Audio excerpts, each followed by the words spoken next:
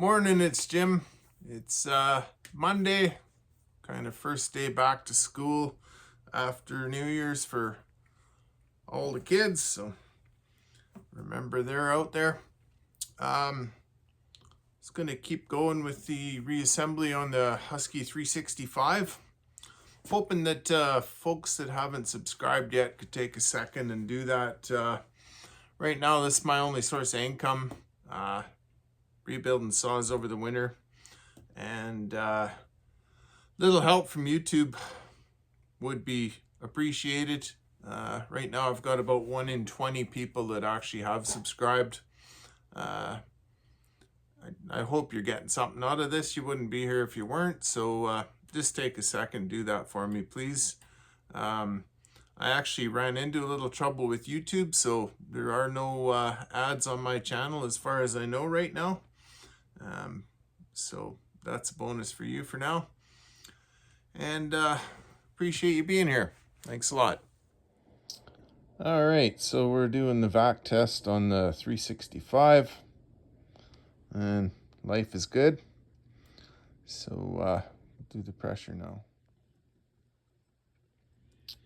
And pressure test on 365. It's also not moving at all. Just me with the jitters this morning. So yeah, good to go with reassembly now.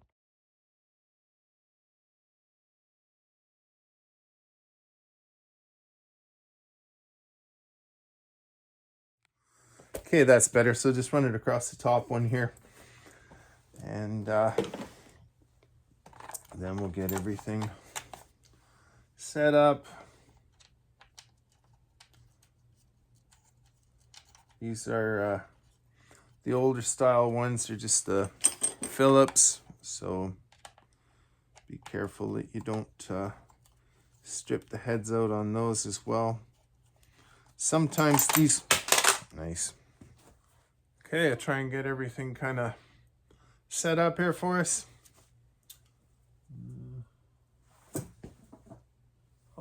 All right, so we got our anti-vibe spring to install into this new cylinder. I use the T-handle because the bit on the driver doesn't fit through this. And you'll remember, maybe not, but anyway, this one just had a random screw somebody chucked in there.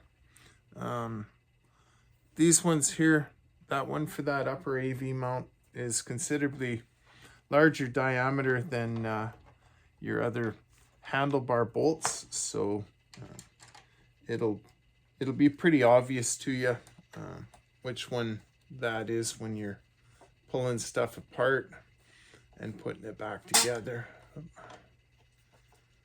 And let's see here. Other one's at. Ran into Costco the other day and grabbed a bunch of these food containers. Got a whole bag of them for $16 for like 200 or something like that. So they're perfect for this kind of stuff. Got a lid that stays on them. And before that, I was always using like coffee cans, or we used to eat a lot of nuts, cashews and stuff, and those were clear containers, so that was always kind of good. But yeah, these are perfect. They stack, so not taking up, wasting a bunch of extra space when you're when they're not in use. So, I was watching one guy the other day. They're working on a 7310, struggling away, had parts all over his bench, and kept talking about you know, the mess. And it's so easy for stuff to get lost or misplaced. So little bit of effort like that definitely helps. I end up working in quite a clutter here at times as well, and it just seemed like with good intentions, but yeah, it's so easy just to try and keep pumping stuff out instead of taking a couple days or so to clean her up.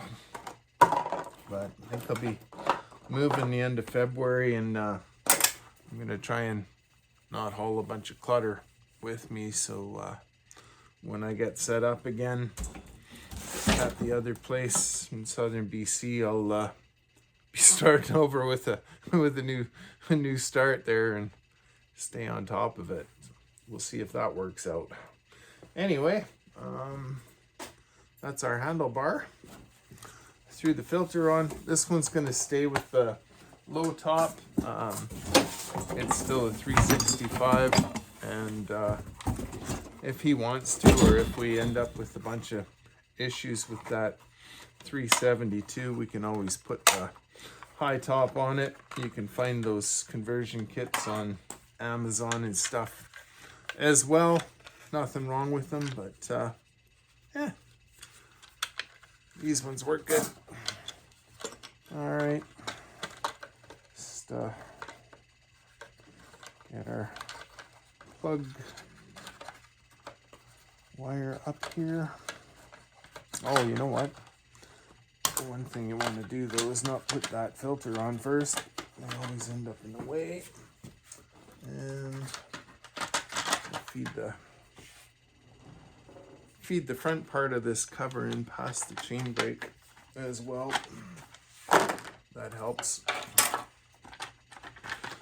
There he's standing up again. I usually stand anyways. Just was trying to stay sitting down so that I was in frame, but get this done, and looking forward to running this one. That other one, I'm still I had to add a little bit of heat this morning there to try and get that bearing retaining compound to set up. It was cool enough in the shop last night that and I'd left quite a thick coat of it on there, so it didn't actually seem to dry. I want to make sure that it's dry before I put any pressure or anything on that. I don't want to keep chasing my tail there. Okay. And on some of these, you'll notice that the newer ones, they have kind of a clip lock in there. These older ones don't. But this one's aftermarket wire. It does have a protector on it, so that's good. Otherwise, you can cut a piece of fuel line and put that on there before you put your boot on, and that'll protect them as well. I do that with all my saws that I send to the coast in industry. There we go.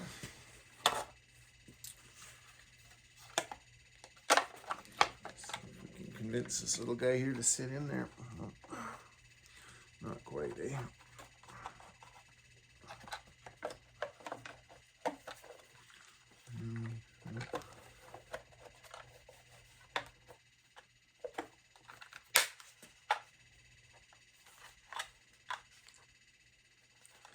Come on now. There we are. All right. I'm just going to take her off my stubby bar here and throw a bar and chain on it and clutch cover, fuel her up, maybe do a couple little runs with it here.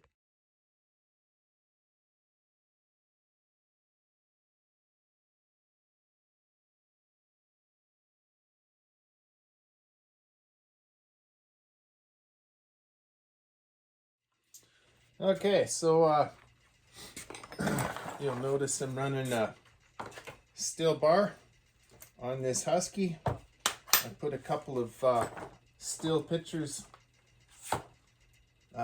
in just to show you how I'm doing that. Wanted to cover a couple things here with chains and tightening them and stuff.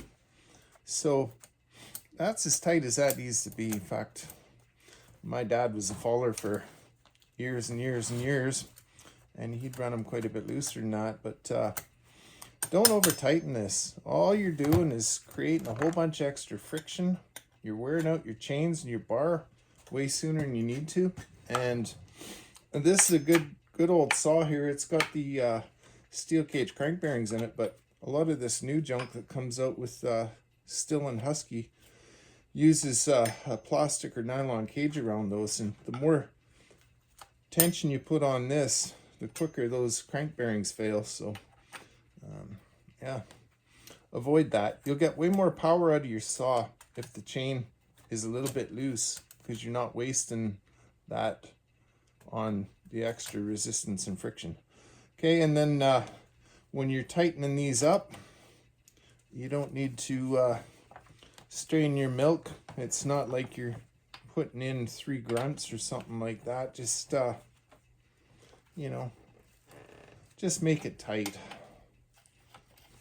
Okay, any of you guys that think that you need to over tighten shit because of your own incompetence, you need to figure out how to run your saw right so that you're not throwing chains because you're not pinching your bar and flicking it off. That's how chains come off. I can run a loose chain all day. Doesn't matter whether I'm limbing. Well, most of the time. Every once in a while it'll catch you on a limb or something there, but you know, you need to become proficient with your skills, and that includes putting a chain back on sometimes too. So if you consider yourself a professional anything, whether you're an arborist or whatever it is, you know, using your head for something besides putting your hard hat on, that counts. Okay, all right, we'll fuel her up.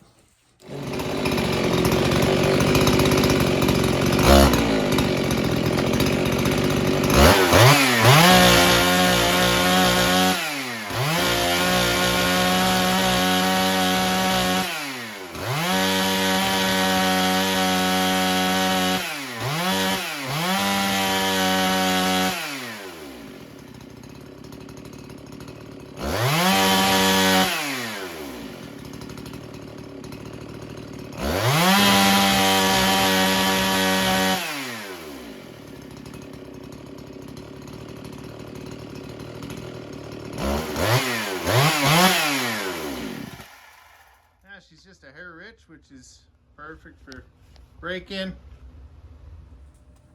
All right, you're just on the other side of the doorway into my grinding room here. The 365.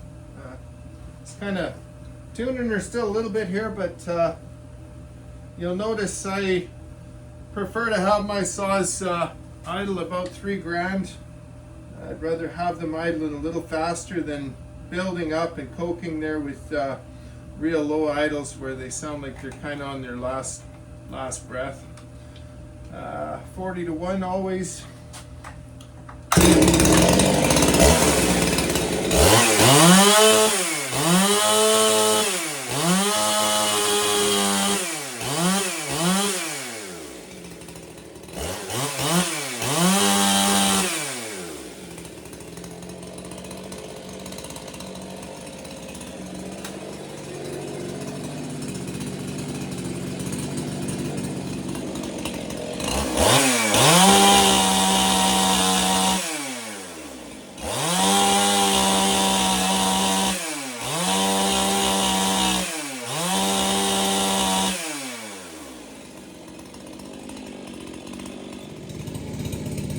Just taking a little break for a minute, listening to that 365 running in the other room there. It sounds pretty good to me.